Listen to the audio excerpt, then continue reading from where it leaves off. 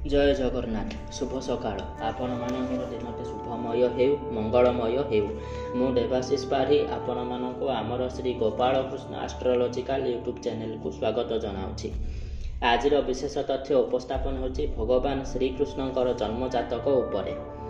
आज एटा गोटे बहुत रहस्य एवं चमत्कार वीडियो।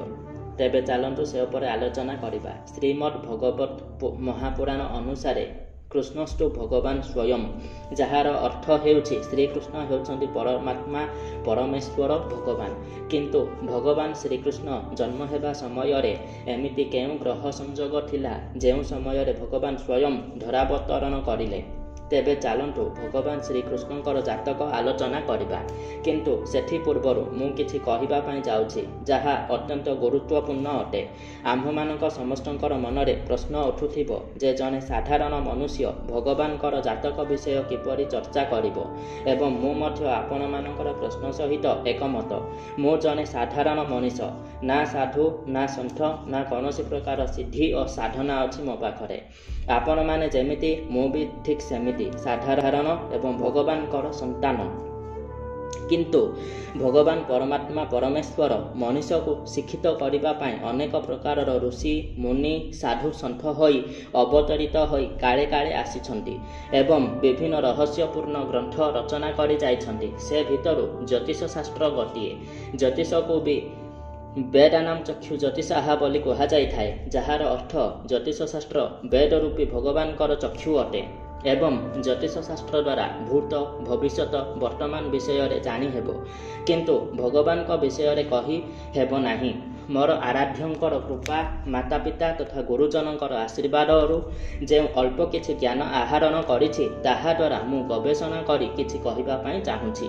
किंतु मु पुणी थरे कहि रखुछि जे अनादि सर्वव्यापी परमात्मा परमेश्वर परम ब्रह्म जहांक विषय रे ब्रह्मा शिव इंद्र ठारू आरंभ करे महान महान ऋषि माने मध्य कहि पारंती नाही किंबा तांको माया को जानि पारंती नाही।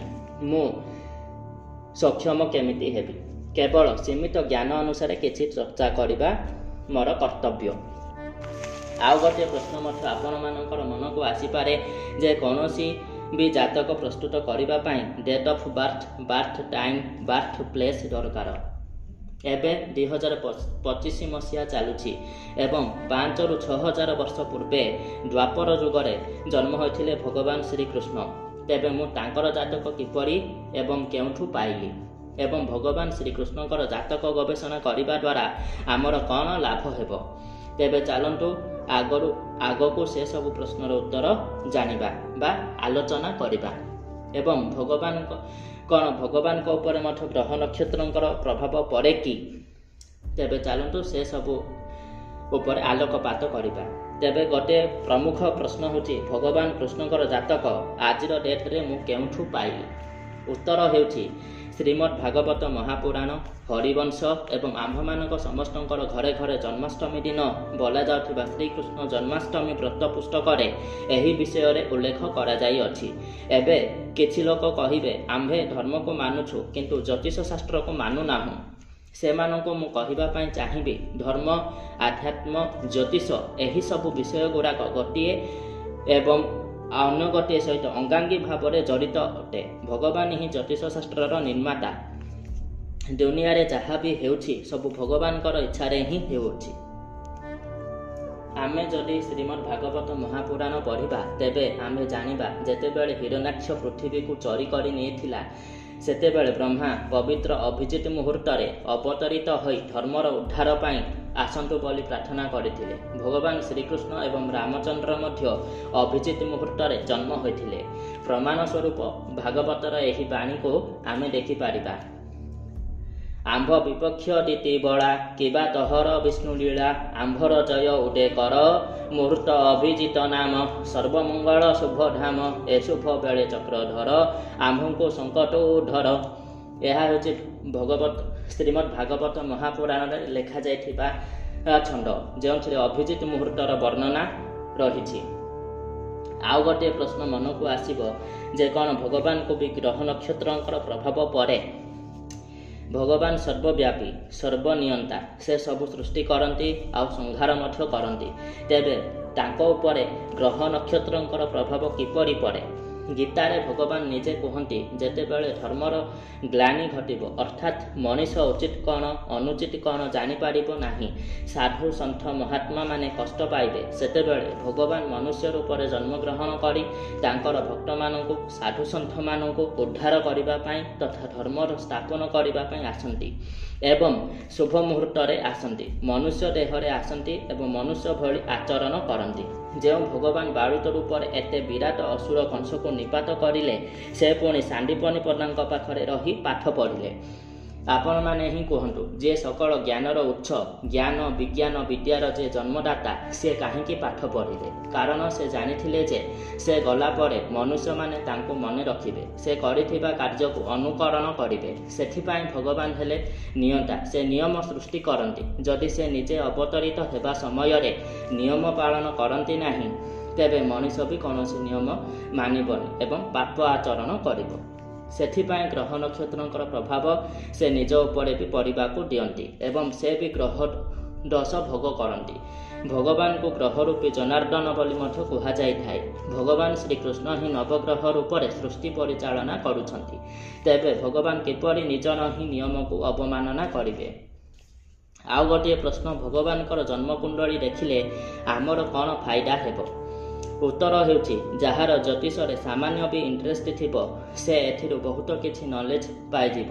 ଏବଂ ଅନ୍ୟ ଫାଇଦା ହେଲା, ଭଗବାନ ଶ୍ରୀକୃଷ୍ଣଙ୍କର ଜୀବନରେ ଏମିତି ବହୁତ କିଛି ଘଟିଛି ଯାହା ଜଣେ ସାଧାରଣ ମଣିଷ ସହିତ ଆଜିକାଲି ଘଟୁଛି। ତେଣୁ ଆମେ ଅତି ସହଜରେ କୃଷ୍ଣଙ୍କ ସହିତ ଯୋଡ଼ି ହୋଇପାରିବା।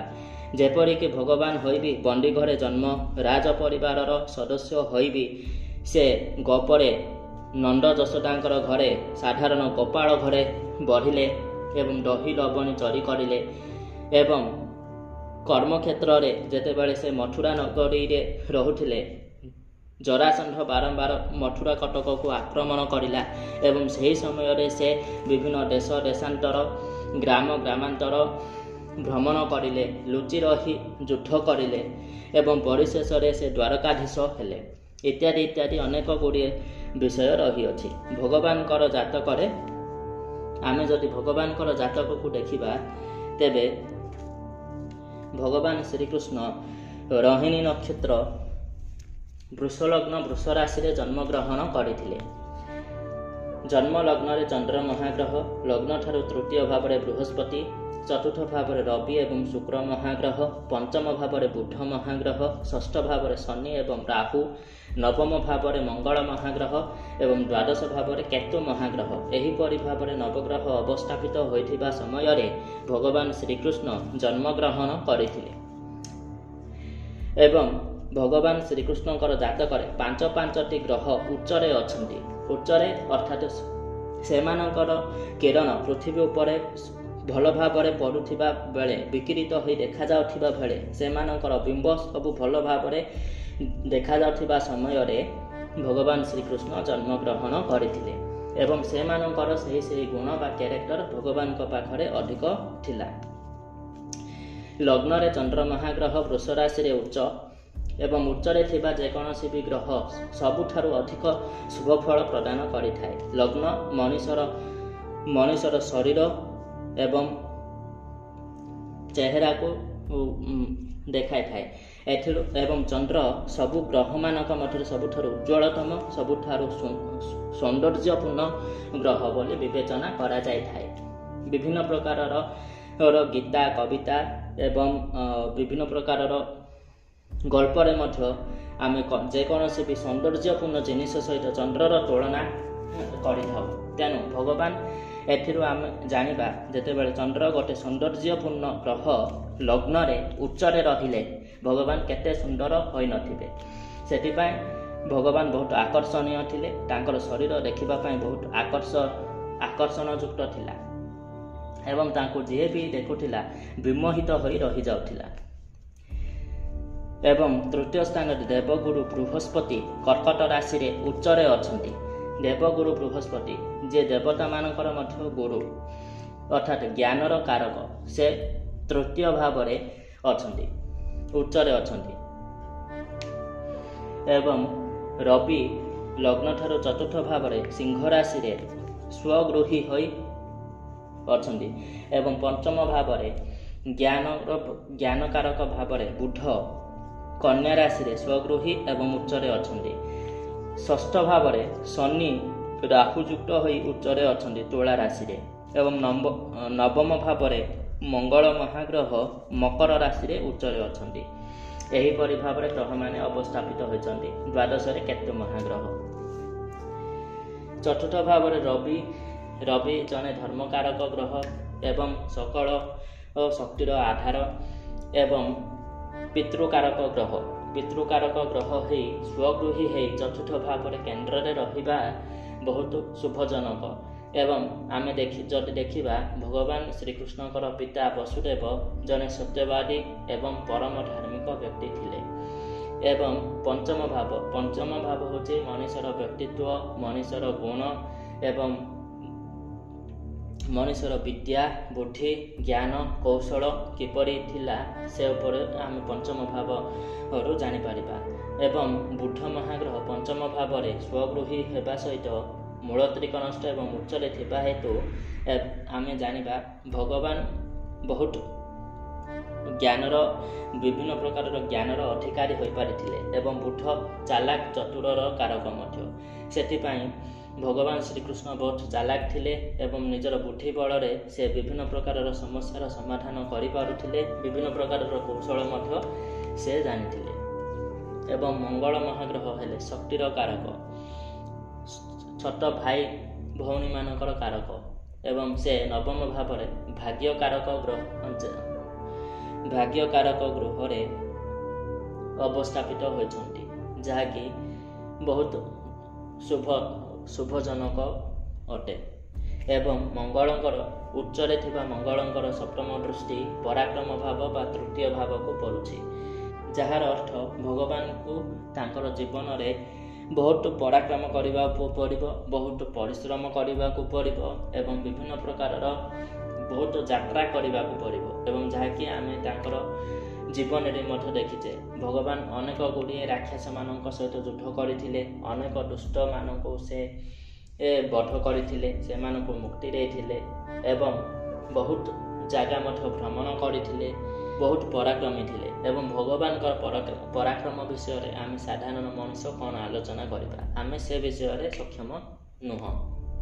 ଏବଂ ଷଷ୍ଠ ଭାବରେ ଶନି, ଯେଉଁଠି ଶନି ସ୍ୱଗୃହୀ ହେଇ ରହିବାଟା ଯାହା ଦର୍ଶାଉଛି ଯେ ଭଗବାନଙ୍କର ସହିତ ଯିଏ ବି ଶତ୍ରୁତା ଆଚରଣ କରିବ ସେ ସେଥିରେ କୌଣସି ବି ଫାଇଦା ପାଇବ ନାହିଁ ଏବଂ ସେଥିରେ ସେ ନିଜର ହିଁ କ୍ଷତି କରିବ।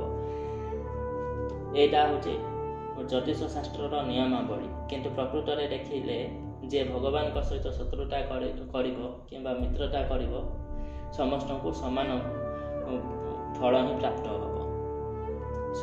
ଭଗବାନ ଶତ୍ରୁକୁ ବି ମୋକ୍ଷ ଦିଅନ୍ତି ଏବଂ ମିତ୍ରକୁ ମଧ୍ୟ ମୋକ୍ଷ ଦିଅନ୍ତି। କିନ୍ତୁ ଏଠି ଦେଖିବା ଭଗବାନଙ୍କୁ ସମସ୍ତେ ଶ୍ରଦ୍ଧା ସମ୍ମାନ ଦେଉଥିଲେ। ଶନି ମଧ୍ୟ ହେଲେ ଜନତାର କାରକ, ସେଥିପାଇଁ ଭଗବାନ ଜନାର୍ଦ୍ଦନ ବୋଲି ଭଗବାନଙ୍କୁ କୁହାଯାଇଥାଏ।